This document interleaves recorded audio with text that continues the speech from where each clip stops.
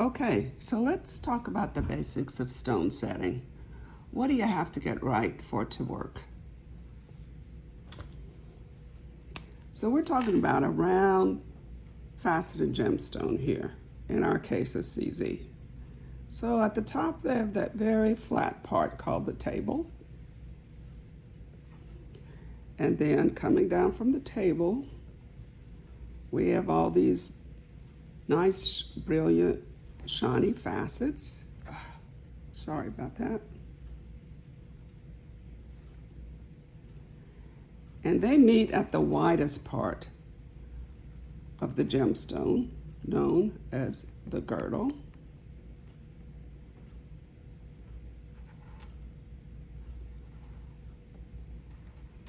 And then the bottom of the gemstone comes down to a point.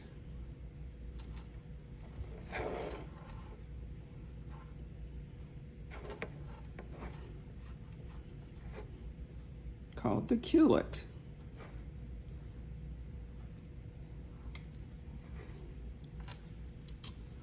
When you set a gemstone, you want the table of the gemstone to be about even with the top of your metal clay.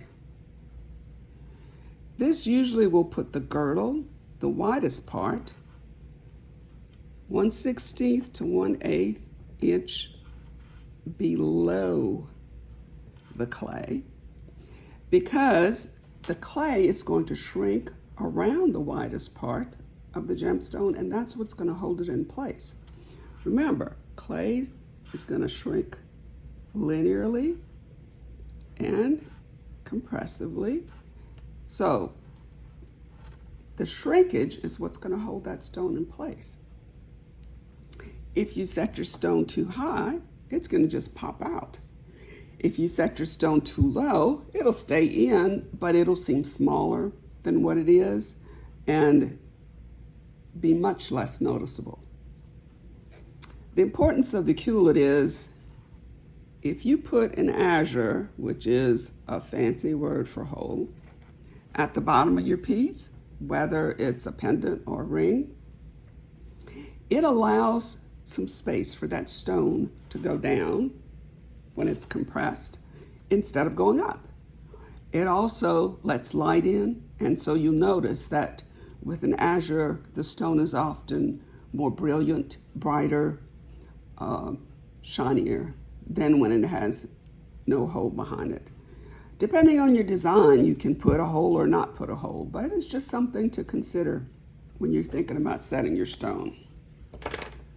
So that's just a really quick review of the basics.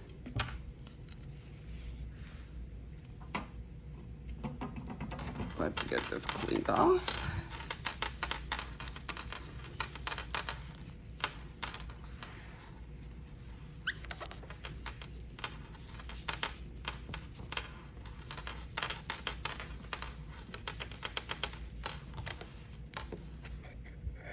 All right.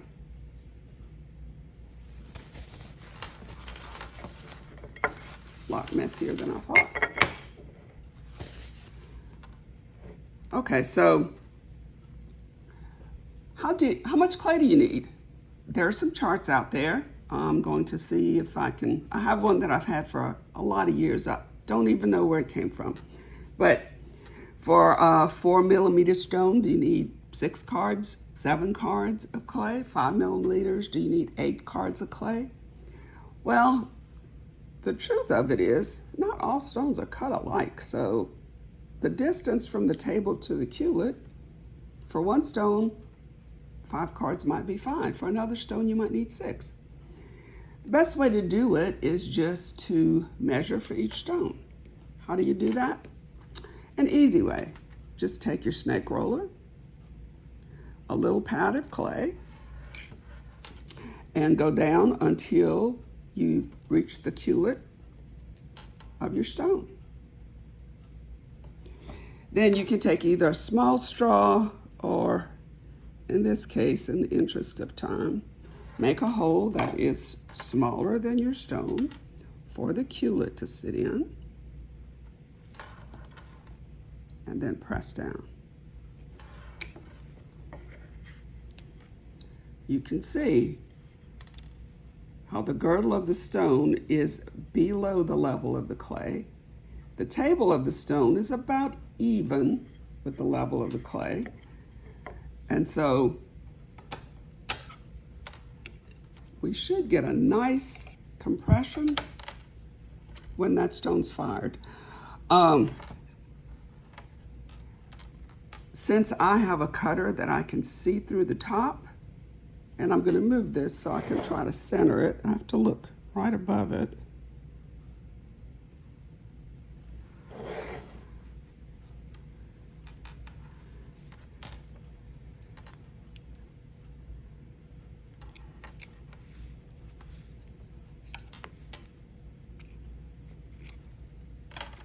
Whoops, it popped out here.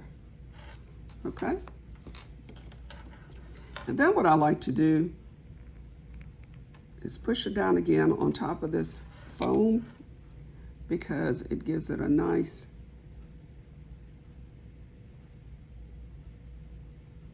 even seat. I'm going to put that aside. After it dries, I will refine it, make sure it's even all around, and put it where I need it to be. Okay, second demonstration.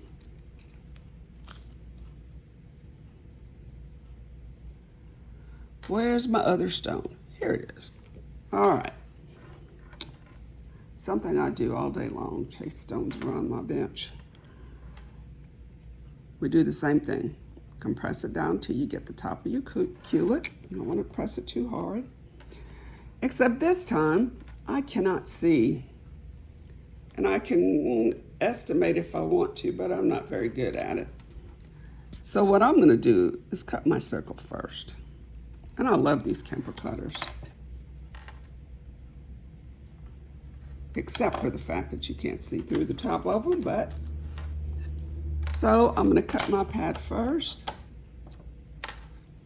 And then I'm going to do the same thing right where I want the stone to be, which in this case is pretty much the center. You can use tweezers for this.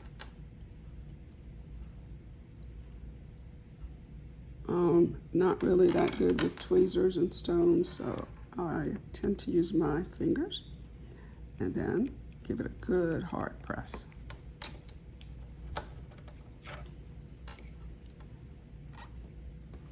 And once again, I like to put it on the foam.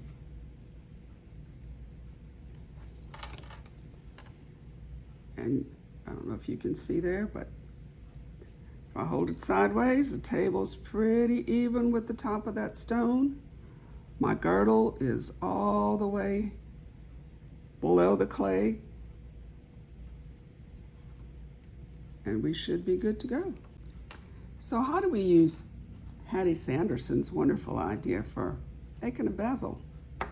Well, let's say you have a 4mm round stone and you need 7 cards of clay. You have a rink shank that's already 4 cards thick, so you really only need 3 cards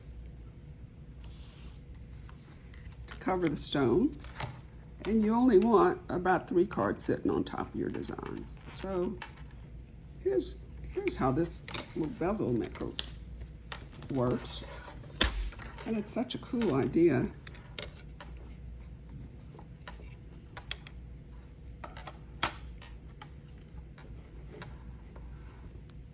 All right, so you get your clay 3 cards thick.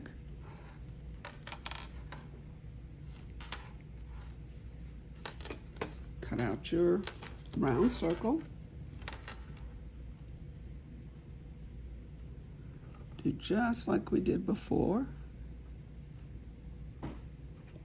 Make a circle in the middle.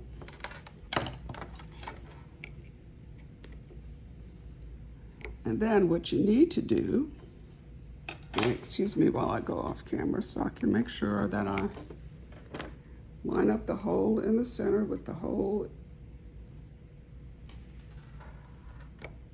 in my little bezel clay maker here. Okay, I think I got them lined up. Whoops, don't move on me. And I take my snake roller.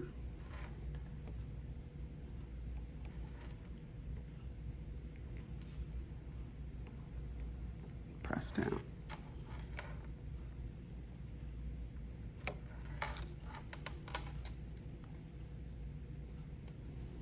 And I want to do the same thing. Make sure my table is even with the clay. And my girdle is a 1/16 to an 1/8 below. Then I will dry this. And once it's dry, I'm gonna go ahead and take it out now, but just because I want you to see. Once it's dry, I can refine it.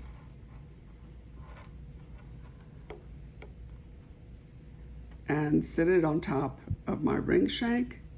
And I only have 3 cards of a bezel sitting on top of there instead of 7 cards. So that's it for our session today. Thanks so much for joining us. Again, this is a short video segment. Here's a technique